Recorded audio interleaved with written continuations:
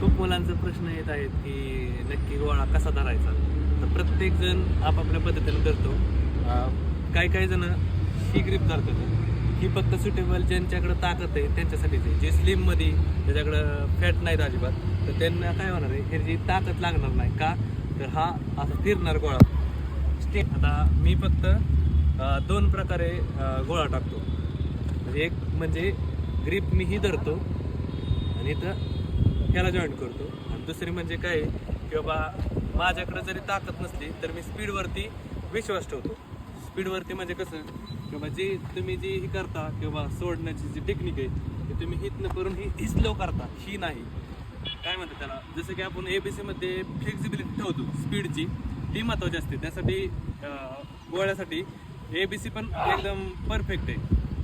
जसं की ह्याच्या तुम्ही करंट पाहू शकता की बाबा स्पीडवरती जाऊ शकतो का नाही. कारण की तुम्ही जर असा जरी पळत आला एकदा असा पळत जरी गेला आणि डायरेक्ट जरी गोळा टाकला तरी पण तुम्हाला कळून जाईल की हा बाबा स्पीडला गोळा जाऊ शकतोय आपला. तर आता तुम्ही बघा पायाच्या स्पीडवरती बघा, त्यावेळेस तुम्हाला समजेल की बाबा हा स्पीडमुळं जाऊ शकतो. कारण की स्पीड जर असेल तर तुमचं लँड पण स्पीडमध्ये जाणार आहे गोळा. तर ह्याच्यावरती फोकस करा, ह्याचं स्पीड बघा. आणि जसं की पायाचं स्पीड आहे ना, जेवढं पायाचं स्पीड असेल त्याचबरोबर हाताचं पण तेवढंच फिरलं पाहिजे. म्हणजे हे आणि ह्यो झटका.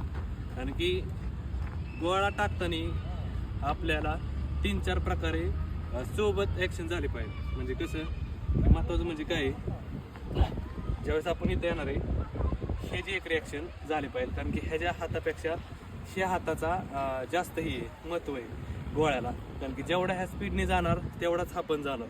जसं की आपण चालताना विरुद्ध हात आणि पाय चालतो त्या पद्धतीचा.